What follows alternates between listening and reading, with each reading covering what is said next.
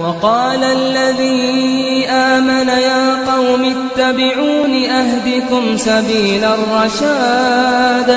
يا قوم إنما هذه الحياة الدنيا متاع وإن الآخرة هي دار القرار من عمل سيئة فلا يجزى إلا مثلها ومن عمل صالحا من ذكر أو أنثى وهو مؤمن